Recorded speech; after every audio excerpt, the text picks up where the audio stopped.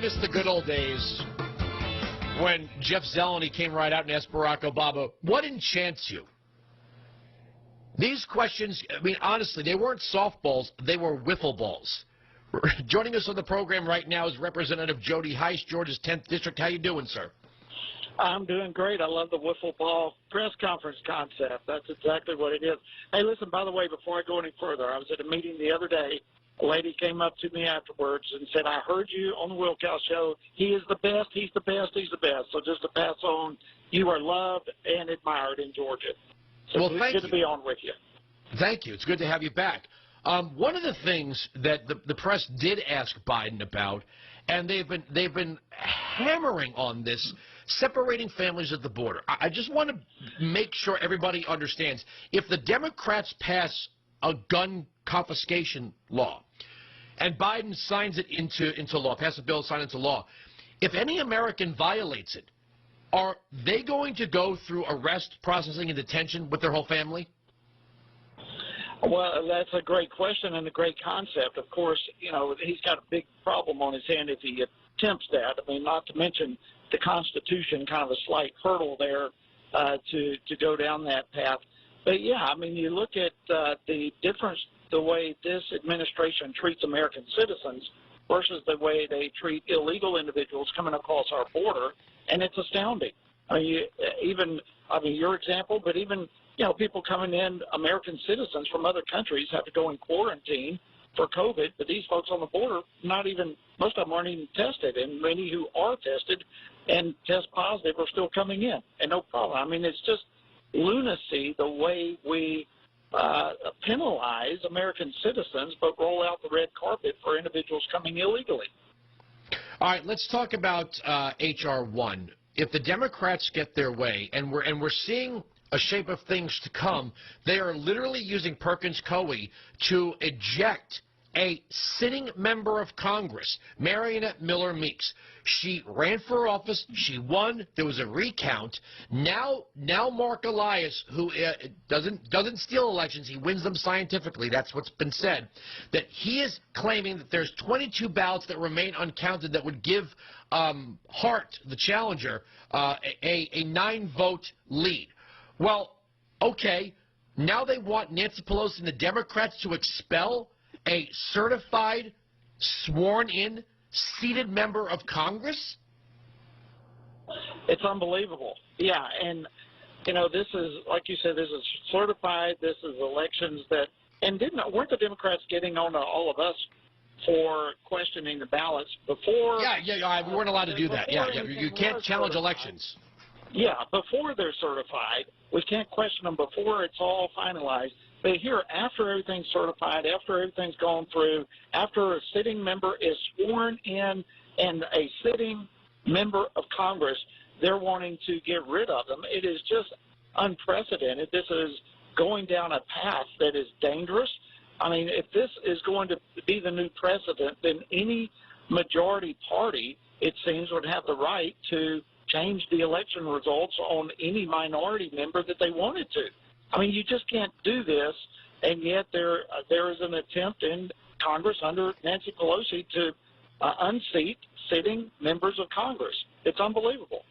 Is it it looks to me like a test case. Because, you know, if Democrats, and I'm sure there are some Democrats saying, well, we wouldn't want this done to us, but if the 4 pillars of Mark Elias and Perkins Coie are passed in H.R. 1, you might never see Republicans be a majority party again, especially if we get rid of signature verification, election deadlines, and we add in drop boxes and community organizations taking custody of ballots. Yeah, you're exactly right. People need to understand just how horrible H.R. 1 is. It is a federal takeover of elections that would undo every state law and all the securities that exist in elections that the various states have. And I think it's important for people to also understand that our founders set it up like this on purpose.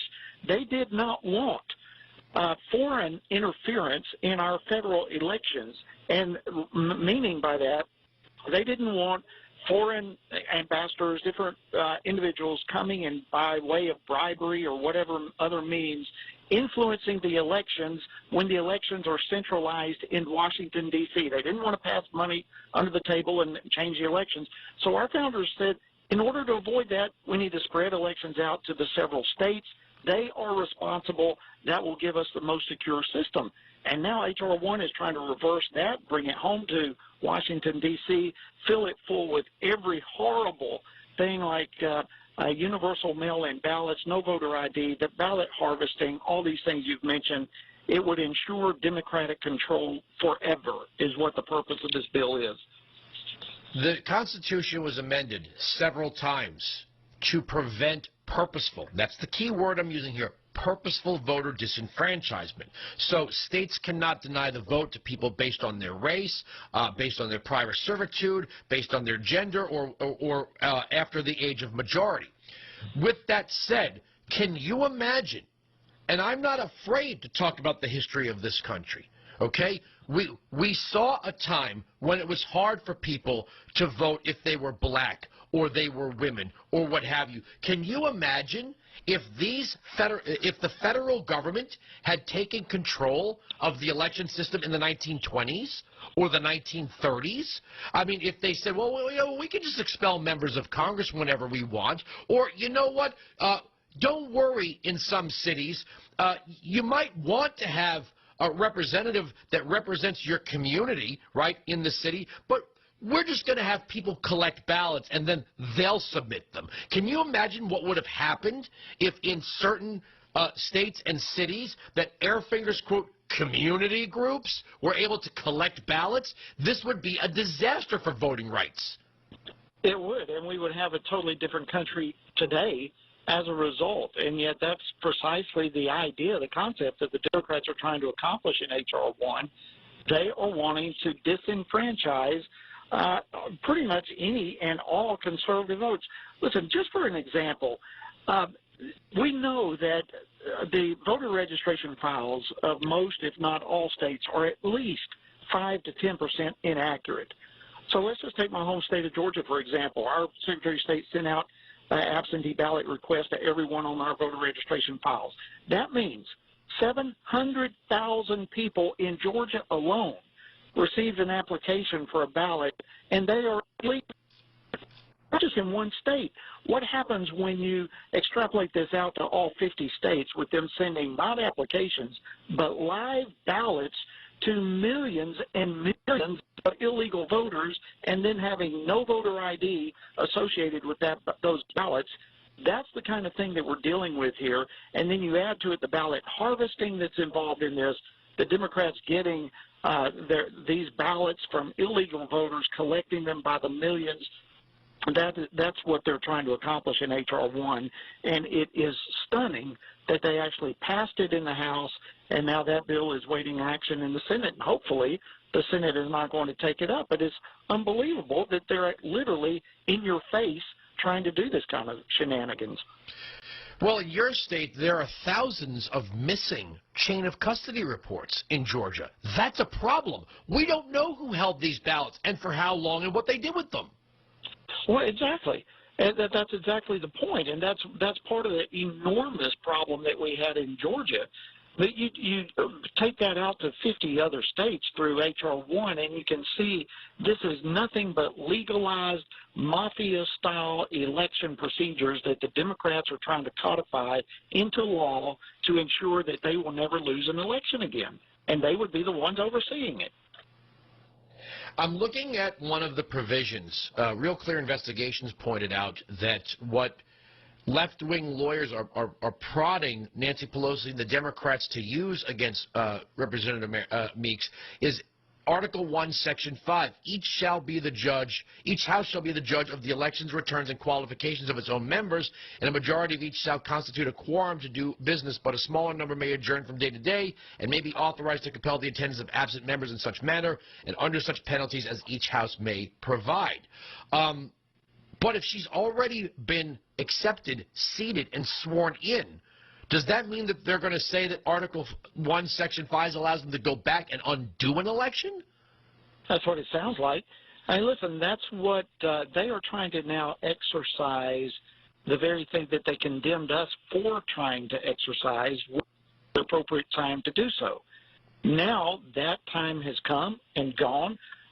All the elections have been certified. It's a done deal, and now they're trying to retroactively use the very same thing that they condemned us for to expel a member of Congress. It's just, it's not only hypocrisy, it's far beyond that. This is an abuse of the Constitution, an abuse of the laws of our land, the abuse of states' rights and the election process of Iowa in this case, and it sets a precedent that is dangerous from here on out. All right, let's go over to gun control. The Democrats are getting very upset at anyone who uses the word confiscation. Let's listen to the Vice President. Play cut 4. I'm going to tell you something. I've been working on this for a long time. I actually thought that Sandy Hook would have been the thing that moved Congress. When 26 and 7-year-old babies were slaughtered, and they did not act. And they did not act. It is time for Congress to act and stop with the false choices. This is not about getting rid of the Second Amendment. It's simply about saying we need reasonable gun safety laws. There's no reason why we have assault weapons on the streets of a civil society. They are weapons of war. They are designed to kill a lot of people quickly. Yeah, Let us all agree that we need background checks. But the point here is Congress needs to act. And on the House side, they did. There are two bills which the President is prepared to sign, and so we need the Senate to act. And this is going to be about your viewers and all of us pleading to the reason, pleading to the hearts and minds of the people in the United States Senate to say enough with the partisanship, enough with the ideological perspective on this. Let's just be practical and agree. People who have been found to be a danger to themselves and others should not be able to purchase. I'm not getting it. She says we're not trying to get rid of the Second Amendment. We don't want to confiscate, but here's a bunch of things that we don't want you to have, even though you have them already. Well, if the government says what you have is now illegal and you must give it up, what is that called? Yeah, I mean, there is but one other option, and that is give it back. Now, and you can call it what you will, but it's confiscation, and that is the end result of where she's going. But listen, by definition, a criminal is someone who does not abide by the law. A law-abiding citizen abides by the law. A criminal does not. That is the very definition of what a criminal is. And the facts are that criminals do not utilize background checks before they get a weapon. In fact, 75% of them, according to the DOD, receive their weapons by black market or by theft or by some other means. They did not go to your local store and go through a background check and thereby get a weapon. The only ones who are harmed by this type of law are law-abiding citizens, and that applies to both of the bills that passed through Congress last week. They harm the Second Amendment. They harm the ability of law-abiding citizens to defend themselves, and what that does is, in fact, endanger law-abiding citizens of this country by enabling those who do not abide by the law to have weapons that the average law-abiding citizen is not allowed to have. It's dangerous. It's utter foolishness, not to mention another infringement upon our constitutional rights. What I don't understand here is the shooter in Boulder, in this tragic shooting, was under investigation by the FBI, but there's been no further details. So before we go and eviscerate the Second Amendment, shouldn't we find out why the FBI was investigating this man and how he got the gun while under investigation by the FBI? Yeah, absolutely, and this is not the first time that we have had people who we knew were dangerous, but there was no action taken against those individuals. And there again, there's the breakdown. The blame is not on the weapon. The blame is on the background and the ability to apprehend dangerous individuals in this case who already had a record, who already were being watched, already being followed, and yet nothing was done to secure that they somehow didn't commit this crime. And there are legal steps to do that. There are also potential infringement of rights. I get that. Fourth Amendment issues, you've got to be careful. But when you have individuals, which seems to be a large percentage of the time, who are already criminals. They have already, they're under watch. They have committed significant crimes in the past, and yet they still obtain weapons. There's a key area that needs to be addressed and an issue that needs to be fixed. Yeah, look, they just, I can't get out of a Democrat, maybe you can. What is their view of the Second Amendment? I mean, they keep saying, well, well-regulated militia, right? Well, okay, we know what the Militia Act of 1791 was about. It was about you had to be able to procure your own weapon, a proper weapon, to be able to have a sling, be able to fire it, have requisite ball and powder. In other words, this was not the National Guard. This was not the Army Reserve. This was citizens who had the right to keep and bear arms. If they say those are severable, well, then how do you have the Second Amendment without the individual's right to keep and bear arms? That means the whole amendment has to go. That's exactly right. I mean, and that is the issue. And then you take it a step further and you look at the cities in America that have the strictest, the most strict gun control laws. It happens to be those are the cities that have the most violent crimes as a general rule. Well, why is that? Again, it's because law-abiding citizens abide by the law and criminals don't. And so what happens is that the criminals end up being the ones with the guns, and they commit crimes with them against defenseless people. So to go down the path that the Democrats are going down does, in fact, destroy the Second Amendment. It takes away the rights of people to defend themselves both against thugs and violent individuals, but potentially, God forbid, against tyranny. All of these things combined are what the Second Amendment is in existence for, but the Democrats want to take that away. They want to disarm the American people so that they, in essence, can have absolute control. Well, I've been saying for quite some time you should be afraid of the day when the only people who have guns are gangsters in government. And, you know, it's funny. It's funny. That's kind of the story of Mexico, Central America, pretty much most of South America, and it's not really working out for them, is it? And that's what the Democrats are pushing for here. They are. All right, I got to take my break. I got to leave it there. Representative Jody Hice, always welcome on the program. Thank you to your voter or constituent that enjoys the program. That's why we do it. Georgia's 10th District, thanks for joining us. We'll get you back soon. You bet. All right. All right.